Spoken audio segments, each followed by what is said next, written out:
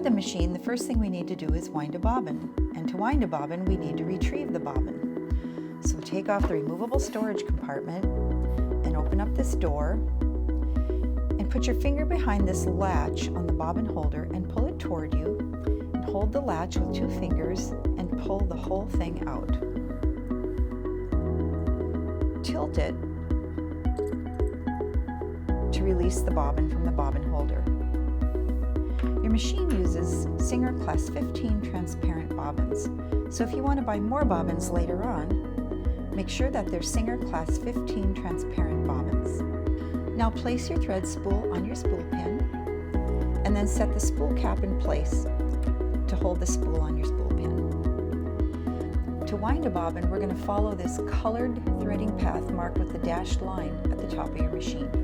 So you're going to take your thread, hold it with 2 hands, and snap it first into this thread guide, and then bring it around the bobbin winding tension disc and pull the thread to make sure that the thread fits snugly under the disc. It's very important.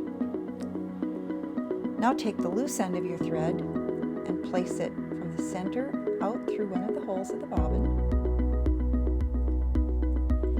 and then set the bobbin on the bobbin winding spindle and push it all the way down.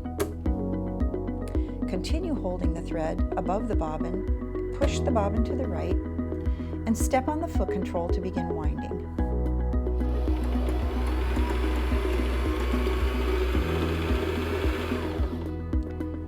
Stop to trim the thread close to the bobbin and resume winding.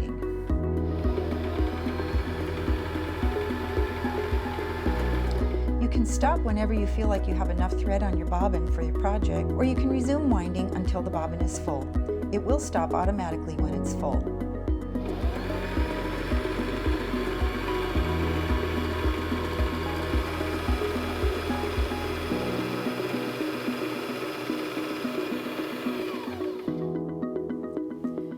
Push the bobbin to the left and then lift it off the bobbin winding spindle and cut the thread. Now that we've wound a bobbin, we're ready to insert the bobbin. You're going to place your wound bobbin into your bobbin holder like this and pull the thread to make sure that the bobbin is turning clockwise. If it's turning counterclockwise, you'll need to take the bobbin out and put it in again so that as you pull the thread, it's turning clockwise. That's very important. Next, you're going to bring your thread into this small slit on the side of the bobbin holder, and then bring it underneath this metal tab until you feel it and hear it click in between these 2 small arms on this metal tab.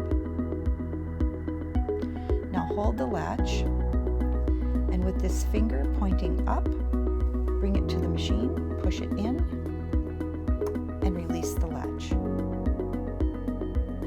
Now that we've wound a bobbin and inserted it into the machine, we're ready to thread the top of the machine. And there are 2 things you need to do before you do anything at the top of the machine with the thread, and that is to first raise the presser foot lifter.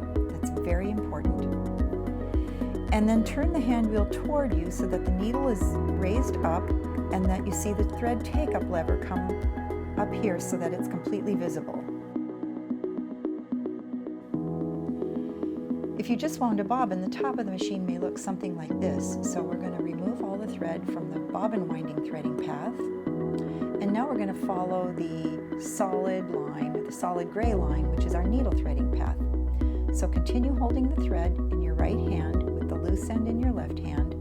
Snap the thread into this thread guide, like it shows you on your diagram here, and then bring it into this thread guide between these 2 small little plates on that thread guide, and then bring it down this channel, around the U-turn, up, and then around like this to the left, and then pull forward, which will thread the eye of the take-up lever, and then bring the thread end down toward the needle area.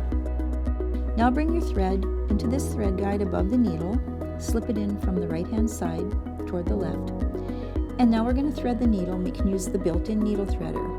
So this is your needle threader lever, and as you bring it down, you can pass your thread around this first guide, and then push it all the way down until these prongs are fitting around the needle.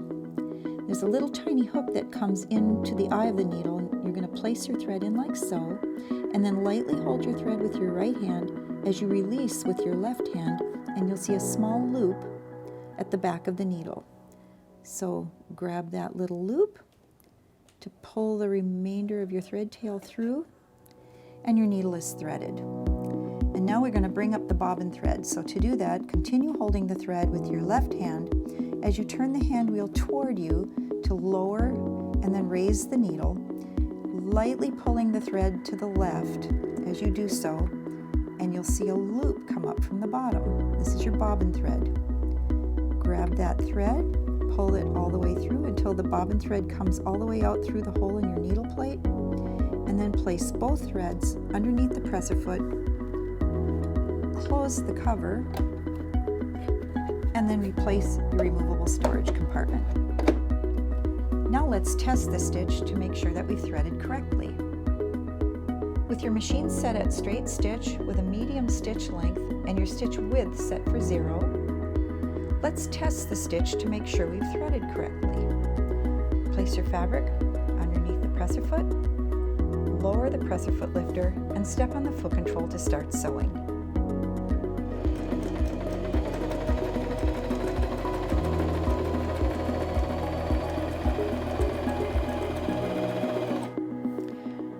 Turn the hand wheel toward you to raise the needle out of the fabric until it's in its highest position and just begins to come down. Raise the presser foot lifter and cut the thread. Our stitch looks really good on top and it looks really good on the back, and this means that we've threaded the machine correctly.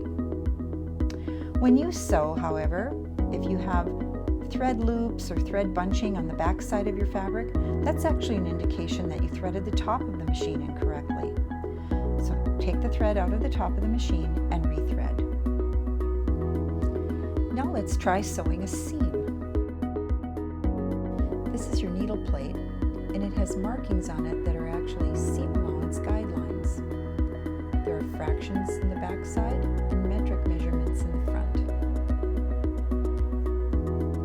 I want to sew a 5/8 inch seam, so I'm going to use my 5/8 inch seam guideline and place my fabric under the presser foot so the edge of the fabric is lined up with that seam guideline.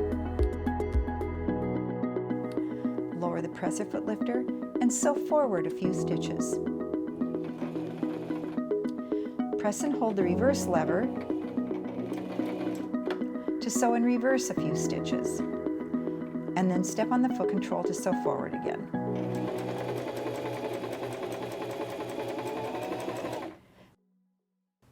Make sure you keep the edge of your fabric lined up with the seam guideline.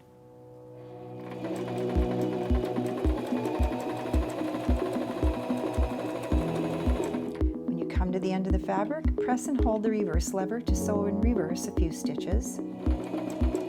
Then release the reverse lever to sew forward again. When you come to the end, turn the hand wheel toward you to raise the needle to its highest position until it just begins to come down. Raise the presser foot lifter and cut your thread. And there we have our seam. We have stitches in reverse at the beginning and end that locks our seam so that the stitches don't come undone as we continue working on our project. For more information about your machine, a full instruction manual is available on the Singer website to view or download anytime.